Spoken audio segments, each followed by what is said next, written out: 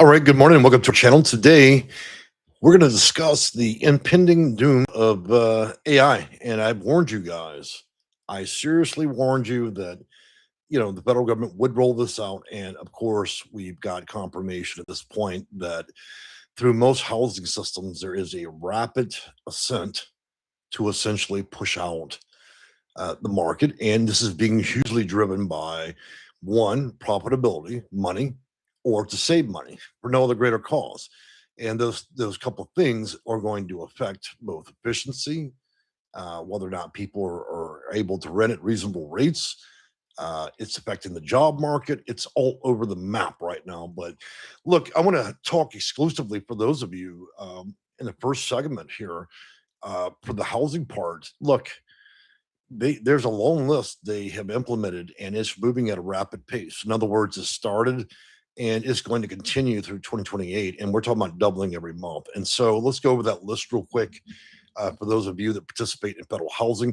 And then the secondary part, we're going to talk about the general housing market, how it's being affected there. But I mean, you're talking about a year ago, this was not even a conversation, and I warned many of you about it. So let's take a look real quick.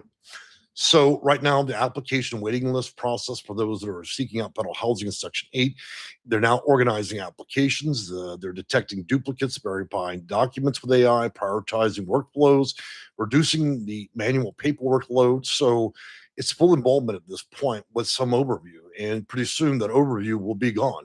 So the fraud detection and program integrity is working, and so income discrepancies, identity inconsistencies, duplicate benefits, occupying concerns, and unusual reporting patterns. Then they're going also into income and eligibility verification through state and federal systems. So they have instant checkmate with that. A cross check of employment, review of benefit data. Confirming household information and tracking reports of income changes without any inclusion of information from you. Also, they're moving into another area for housing search and voucher support, matching under voucher holders and rentals, chatbot answering. So you're already used to not getting an answer from your local PHA public housing authority, but now they're going to use chatbot. So you won't even get anybody anymore that has a human voice without visiting in person. So they're doing predictive areas with higher housing availability, and they're using AI to push that, helping applications and completion forms. And then, of course, the customer service is moving to full animation. In other words, we may be seeing the beginning of the end of any possibility of dealing with a human being or that connection. As you may know, for many of you that deal with your bank, whether you go to Taco Bell drive-through, the bank, or any other business at this point, you have to battle. Even calling the power company, you're dealing with AI or a bot at this point, and it's getting harder and harder to reach humans. So the driving force on the open market, I must say, is even different. When you have big business and private corporation involved in the use of AI in housing markets, they're able to sample entire cities and markets. If they selectively buy a house on each street, they can artificially drive rents up. Not only that, but they're using your metadata and other information to essentially determine what the maximum value they can actually get in the market. So they're able to easily drive the force of unaffordability if they want to. But at the same time, they can also identify unutilized areas. So there's great benefit. But right now, most of it's being driven by companies and businesses wanting to utilize this to make more money or to save money. And saving money is the same as making it. So we're not really looking at solving a housing crisis. We're looking at how to more weaponize that against the population. And so we have to proceed with great caution as we go into the future. In addition to that, the biggest part of AI that's rolling out as a present, in my personal view, is we're seeing it in the white collar market. That means a lot of with technical knowledge and PhDs and bachelors, a lot of you guys are being replaced for the more medial task. And now what'll happen is the blue collar market's not that affected, but when AI starts getting involved in the development of robotics, and we already have a high line of robotics right now that does function and work to a certain degree, even they've pushed out 35,000 into Amazon's warehouses. When they connect AI with both robotics and usability, then you will see a rapid descent of unemployment for are able to do all the manual tasks. So needing people from other countries and having people pick oranges and peels, those days may coming to a fast end. And so overall, with great job loss, changing the economics, having big corporations use the AI to better frame up how they're going to charge rents, maximum value, surge pricing. We're in for a wild ride. I expected a full rollout of this basically going into 2028, 29, or maybe 30. I didn't expect that it was going to affect all markets available at the same time.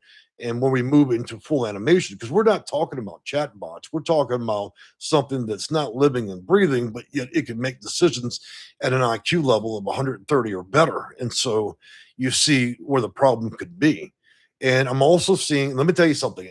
I worked at the federal level for 26 years as a consultant. That's the authority I speak on. I know exactly what I'm talking about. I'm not an economist, so let's be clear about that. But one thing is very clear: we're moving into a part of reality with dealing with AI where it's doubling every month.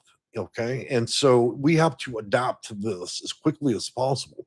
Even my office as a consultant, I'm I already knew this was coming, so I was preparing.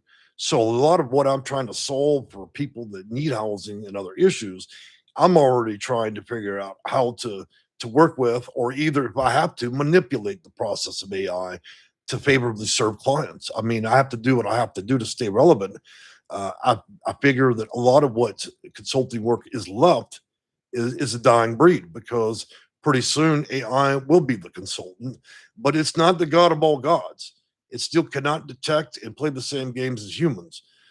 We're very clever in our nature. And so I'm looking at all the different possibilities of exploitation and other things that could be implied in the system to manipulate rules to work favorably.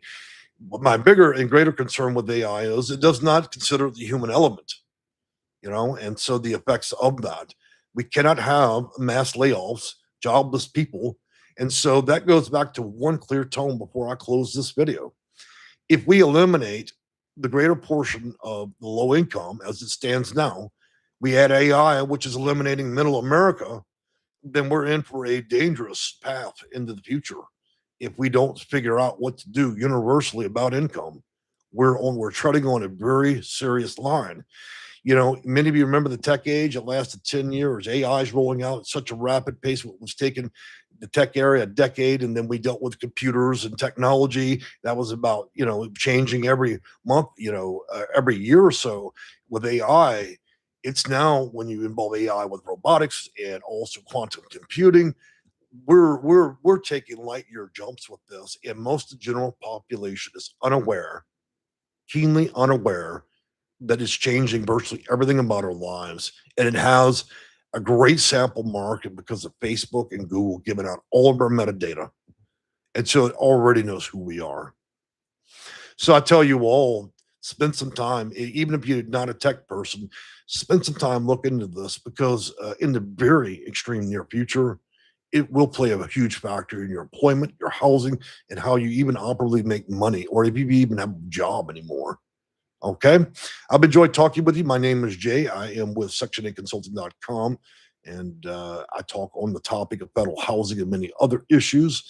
And I've enjoyed speaking with you guys. Why don't you join me again? I have videos on Tuesdays, Thursdays, and Sundays, generally around 10 a.m. Central Standard Time. Most of the consulting work that I do does cover all 50 states because I do deal at the federal level. It's not just your zip code or your town. Okay. Just to be clear, guys. I'm not going to stay for comments today because I'm in a hurry and I wanted to keep the video short. So I hope you enjoyed it. We hope to see you again. Bye for now.